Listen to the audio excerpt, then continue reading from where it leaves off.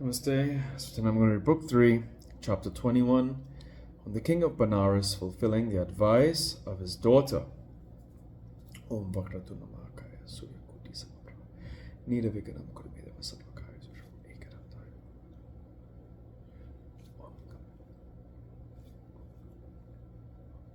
Om Kuran Brahma Kuran Vishnu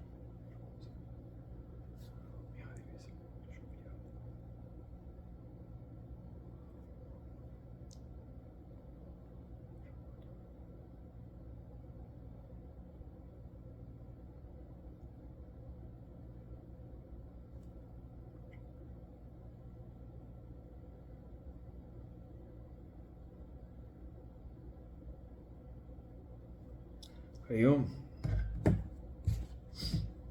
Vyasa said, on hearing the sound words of his daughter, Sasikala, pregnant with reason, Subahu, the king of Benares, became very anxious and began to think what he would do now. So short a space of time in this momentous occasion, thus the powerful kings all have come here on intention that they would fight, and therefore they are all attended with their armies and followers respectively. And they are now sitting on their respective daises in the Swayamvara hall. If I go now and tell them that my daughter Sasikala is not willing to come of her own accord in the hall, the evil-minded kings will certainly kill me out of their wrath. I have not so much strength, whether in my army or in forts, as to be able to decline these kings and drive them away from my kingdom. Sudarshana too is alone, helpless, wealthless, and a mere boy. What shall I do now? Alas, I am now plunged in deep sorrow. Thus thinking, with head bowed down by humility, the king went to the kings and said thus, O kings, the girl, though requested repeatedly by me and her mother, is not willing to come to this hall. What can I do now? I am your servant, and bowing my head at the feet of you all, pray to you to accept my worship and return to your own cities respectively. I am ready to give a sufficient quantity of gems and jewels, clothes, elephants, chariots. Kindly accept these and go back to your own homes. My daughter is as yet a girl. If I chastise her, she may commit suicide, and I will be exceedingly sorry. Therefore, I am very much distressed with this thought. You all are fortunate, energetic, and of a merciful disposition. What will it serve you to accept?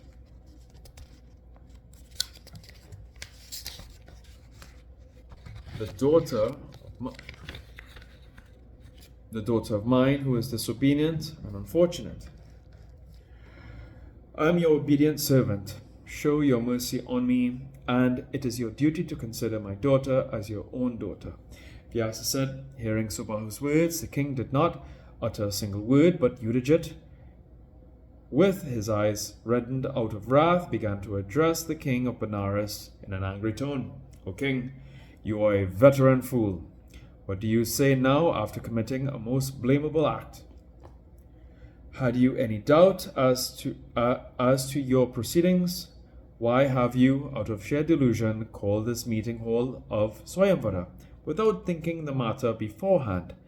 You have invited the kings and princes in this marriage ceremony, Swayamvara, and they all have assembled here. How can they now go back to their homes? Are you going now to insult these? And will you give your daughter in marriage to Sudarshana? Nothing can be more ignoble than this. The welfare-seeking person ought to judge beforehand and then to act. But you have started your work without any previous judgment and decision. You will have to reap its fruits. There's no doubt this. Why are you now thinking of giving your daughter to this helpless, wealthless Sudarshana in the presence of kings that are powerful and that command a great militia? O thou most sinful, today I will certainly kill you. Next I will kill Sudarshana, and then give your daughter to my daughter's son. Now know that this is my firm resolve. Who is there when I am standing in this assembly that can aspire to carry away the bridegroom, elect by force of thief? Nothing to speak of Sudarshana, who is powerless, wealthless, and a mere boy. I spare his life before in the hermitage of Bharadvaja and the Muni's request, but today I will not spare the boy under any circumstances whatsoever. Therefore, please go and consult with your wife and daughter and give your dear, beautiful daughter to my daughter's son. Be engaged in a marriage tie with me by giving your exquisitely beautiful daughter to my daughter's son. You have very well judged that it is always proper and advisable that a great man shall come under the protection of another great man. What happiness can you expect from this Sudarshana, who is helpless and banished from his kingdom, that you are going to give him your dear and auspicious daughter? Family, wealth, army, parents, kingdoms, forts, and true friends, and other helping persons, these a man should consider when he is going to give away his daughter in marriage to anybody. Else there's no surety of happiness. Think over the royal custom and the never-failing dharma, and do what is proper. Never it is advisable to do any act abandoning the path of dharma and morals. You are my intimate friends, therefore I am telling you these good words. O king, better bring your daughter surrounded by her attendant maids in this hall of Swayamvara. Let this daughter select any man other than Sudarshana. I have got no cause of quarrel, and the marriage will then be celebrated according to your will. O best of kings, the other kings are all of high descent, and they have armies and are all in positions befitting your connection. If the daughter chooses any one amongst them, then no quarrels would arise. But if the daughter chooses Sudarshana, then certainly I will carry her by force. Therefore, O king, act in such a way that no quarrels occur in future. Vyasa said, thus addressed by Yudhijit, the king of Benares was very sorrowful, and after a hefty sigh, went to his palace and told with a grieved heart to his wife, thus, O fair-eyed one, now I am completely under your control. You better explain to Sasikala that a dreadful quarrel is now to occur. What am I to do now?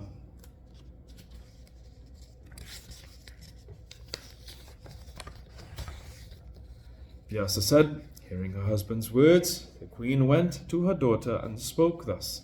O child, quarrels have now ensued amongst the kings for your sake. Your father has become very sorrowful, therefore, O fair one, choose any other man, your husband, than Sudarshana.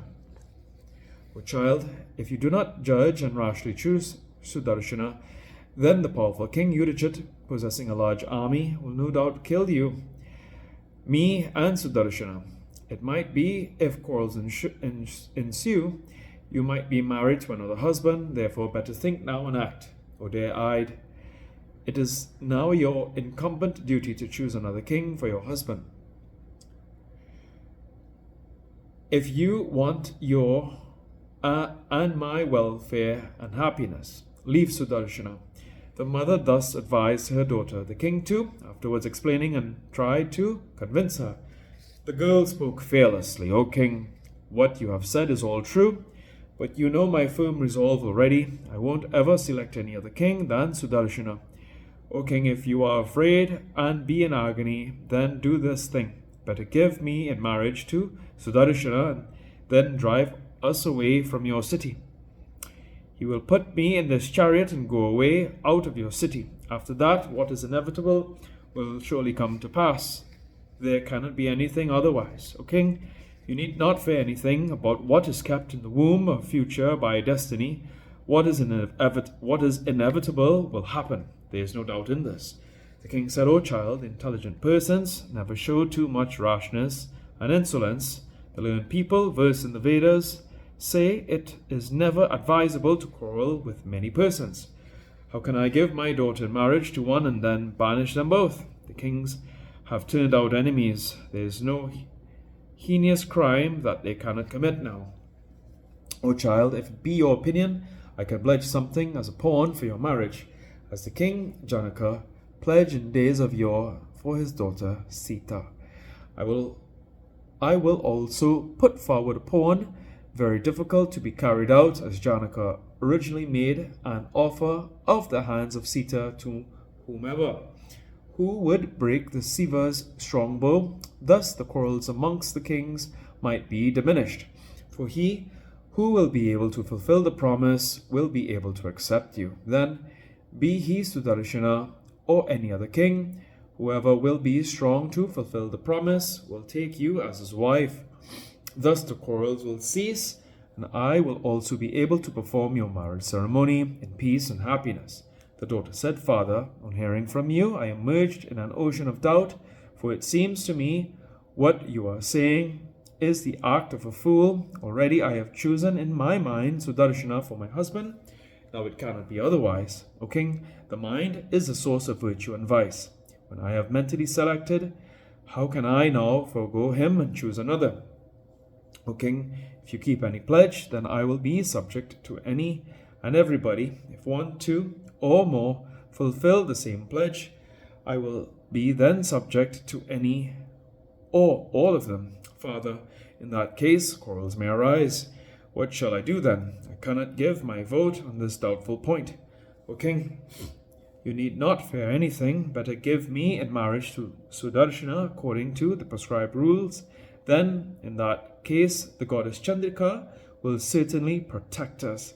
O king, taking whose name destroys a whole host of sins, taking her name and think the Almighty and perform carefully our marriage ceremony.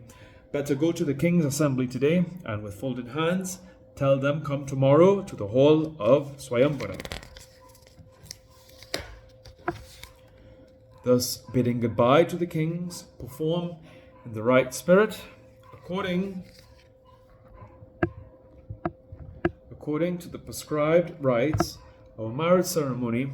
Next, after giving fit dowries and other articles after the marriage, better tell the prince Sudarshana to depart.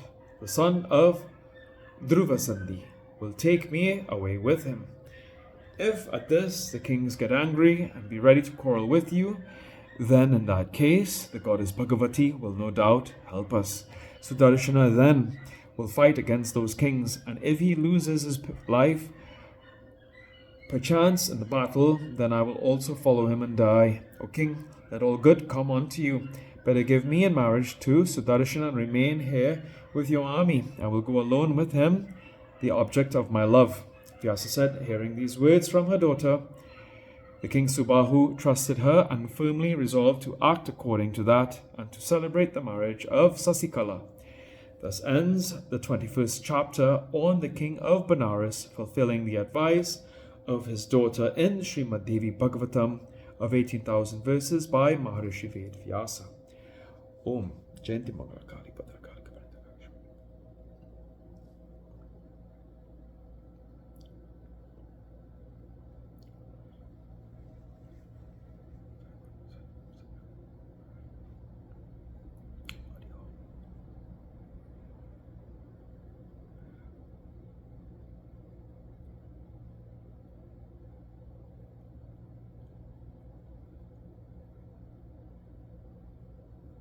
Tuya Mata Chavita Tuya Tuya